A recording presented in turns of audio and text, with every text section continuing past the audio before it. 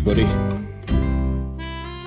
Next up, we get up in the middle of the night for a 12:30pm kick-off at the Olympic, where we'll play host to West London's second club, Chelsea. The Goblin line is closed all weekend if you use that as part of your journey, but east of London there would appear to be no other engineering works to bother your journey, which is nice. Check before you leave to be on the safe side though, you know what they're like. So, Chelsea then. So far this season it's been 1-2, drawn 1, lost 1, which gives them 7 points from the 4 they've played so far, leaving them in 8th place. They went down 2-0 to Manchester City on the opening day, Haaland disappointing everyone with just a single goal on that occasion. A 6-2 win up at Wolves was slightly less impressive than it looks, Wolves looking early candidates for the trapdoor. They drew 1-1 at home to Palace and scraped past Bournemouth with a late winner at Dean Court last weekend. Now, in amongst all the brouhaha over the 115 charges faced by Manchester City over their financial arrangements, it seems to have slipped beneath the public's radar that Chelsea are themselves in a spot of bother. It seems that during the Abramovich era, a large number of payments were made through offshore companies, effectively disguising their source and purpose and keeping them out of the range of FFP and PSR regulations.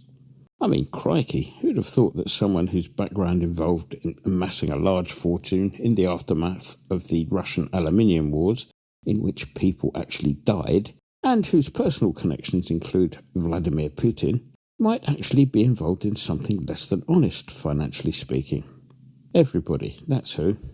Well, apart from those tasked with ensuring that our clubs are owned by people fit and proper for the task, of course. Apparently, and quite unlike Manchester City, Chelsea have agreed that the status of the payments concerned may have been somewhat less than honest, and they're currently working with the authorities to work out what needs to be done. Not that this will bother their support, who could be heard chanting Abramovich's name when we went there a couple of years back. There again, why should it bother them? After all, Chelsea are the ultimate club nobody wanted, put together to fill a ground nobody wanted built. So matters of propriety have never bothered their support in the past. They have, of course, been amassing a squad the size of a medium-sized country, meaning that a number of players will have missed out on Premier League registration. They brought in 11 during the summer. However, in a bid to keep Daisy sweet, I've allowed her to concentrate those that didn't immediately get loaned elsewhere, and on those players that, well, just the ones she could be bothered with looking up. The first arrival was Omari Kellyman, who was valued at £19 million in one of those in no way dubious deals that saw 2 players you've never heard of go in opposite directions for large amounts of money just before the end of June, beating accounting date deadlines. For the record, Ian Martson was the player going the other way. Perhaps unsurprisingly, given the nature of the deal, Kellyman has yet to trouble the first 11 statisticians, and apparently he is now injured. Kiernan Dewsbury Hall has at least made a first-team appearance or two, although he is a doubt for the weekend, being ill. The former Leicester midfielder, named after one of the minor stately homes in Rutland, he fetched £30 million when he came down the M1 to be reunited with Maresca, his former boss at Not Filbert Street, who probably brought the player down in his hand luggage. Leaving René behind, Renato Vega came in for a bargain €14 million from Basel. The 21-year-old made the full Portuguese squad for the recent internationals, but as far as I'm aware, he's still to make his full debut for the side over there, despite being capped at all levels up to and including under-21 level. The Portuguese theme was kept going with the arrival of winger Pedro Neto from Wolves. His fee of £51.3 million, together with another £2.6 million worth of bonuses, was the highest that they paid this summer. He was unlucky to miss out on the last World Cup with injury, so a move from Wolves was probably a wise one if he wanted to keep himself in the international reckoning, given the current state of the Molineux mob. The move that brought João Felix to Stamford Bridge was part of one of the more protracted transfers of the window. It seemed to have the sole purpose of getting rid of Conor Gallagher to Atletico Madrid.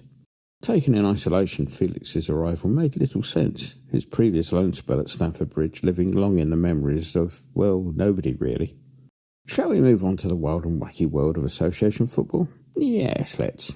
And everyone's favourite protection racket, PGMOL, are in a spot of bother over their part-time referees in Leagues 1 and 2. They've just lost a court case, meaning that they owe HMRC the thick end of £600,000. And as if that wasn't enough, the liabilities going forward are also likely to include the expense of paid holidays and other employee benefits. Now, although the case has technically been referred back to a lower court, it's not looking good for the mob. They didn't cover themselves with glory this weekend, resorting to the old tactic of barefaced lying, denying, for example, that Palace's clearly offside first goal against Leicester was offside, despite all the evidence to the contrary. Loath though I am to cheer in favour of HMRC, whose attitude to tax law is to miss out the bits that doesn't suit them, I'd shed few tears if their actions ended up bankrupting PGMOL, leaving someone else to run the whole shebang with an actual interest in improving things, rather than hiding their deficiencies. In other news, I was on the end of a possibly unique experience involving our ticket office. The card I used for away matches had expired and I'd forgotten to update the details. Look, when you get to this age, these things happen, okay? Anyhow, they advised me of the situation quickly, efficiently, and with the minimum of fuss to get me back online again. Would that all my interactions with our ticketing system were that simple. And so to us. Well, a point's a point, I suppose, as uninspiring as that performance was. 10 points for anybody who could tell me what on earth Mavropanos was up to for their first goal. Last time I saw someone defend something that disinterestedly, they were deliberately looking for a transfer. Yes, Payet, I mean you. Mind you, such was the lack of enthusiasm from the home support, I had to check that it was a goal on the screen. Having said that, Bowen ought to have equalised well before Ings finally levelled, having manoeuvred himself into a good position to get a shot away. In the end, it took a bit of quick thinking from Soufal, his quick throw down the line, bringing back memories of a similar move out in Prague that led to our penalty. Possibly the best thing about the whole day was the inventive chant referring to Ings' hair transplant.